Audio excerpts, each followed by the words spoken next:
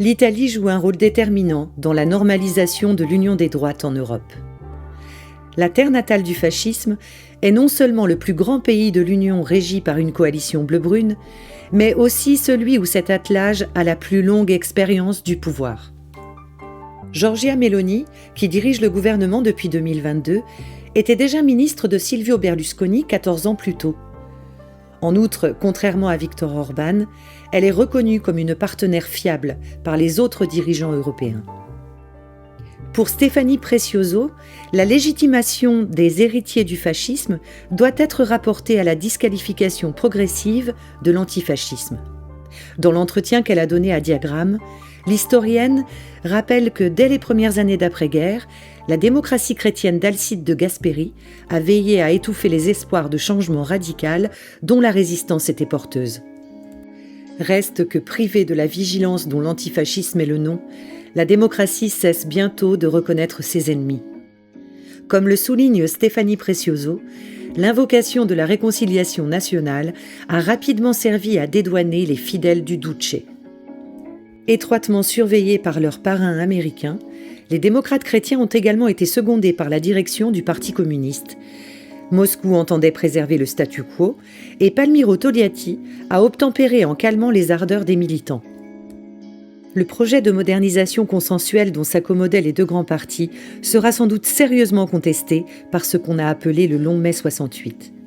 Toutefois, les années de plomb et l'échec du compromis historique qui achève cette séquence vont à la fois ouvrir la voie à la contre-révolution néolibérale et précipiter la fin de la Première République. Si les scandales de corruption exposés par l'opération Main propre ont détruit la démocratie chrétienne, c'est peu dire que la disparition du parti jusque-là hégémonique n'a pas profité à la gauche. Ébranlé par la chute de l'Empire soviétique, dont il s'était pourtant dissocié, le Parti communiste s'autodissout en 1991 et laisse aussitôt la place à une formation convertie aux préceptes de la raison néolibérale. C'est de ce vide, explique Stéphanie Precioso, qu'émerge une droite mutante et déjà extrémisée, où le kitsch et l'exaltation de la liberté entrepreneuriale le disputent aux pulsions réactionnaires. Figure de proue de cette époque, Silvio Berlusconi remporte les élections pour la première fois en 1994. Fort de son empire médiatique, il parvient à faire de son impudence un modèle d'émancipation et à porter les résistances qu'elle suscite au compte d'un totalitarisme rouge, honni par les Italiens ordinaires. Après avoir été déclaré obsolète par les démocrates chrétiens, l'antifascisme devient un souvenir importun sous la Deuxième République. La coalition qui se forme autour de Forza Italia, le parti de Berlusconi, est déjà celle qui exerce aujourd'hui le pouvoir. On y trouve en effet les libertariens de la Ligue du Nord et les mussoliniens reconvertis en post-fascistes d'Alliance nationale.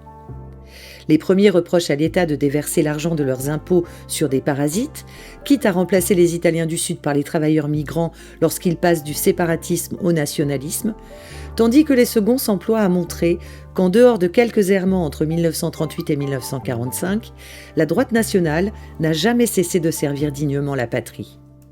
En plus de la pusillanimité de leurs rivaux de centre-gauche, Berlusconi et ses alliés bénéficient de l'essor du mouvement 5 étoiles créé par Beppe Grillo. Stéphanie Precioso montre comment les indignations à géométrie variable du comédien, de la privatisation de l'eau au laxisme supposé de la politique migratoire, vont créer un climat de confusion ruineux pour la traduction des mouvements sociaux en initiatives politiques cohérentes. Aussi n'est-ce ni l'attrait du Parti démocrate, ni la résurgence d'une gauche de gauche qui mettront un terme à l'ère Berlusconi, mais bien l'impatience des institutions européennes. Celles-ci considèrent en effet que le Premier ministre italien est trop dispendieux et exigent qu'il soit mis sur la touche.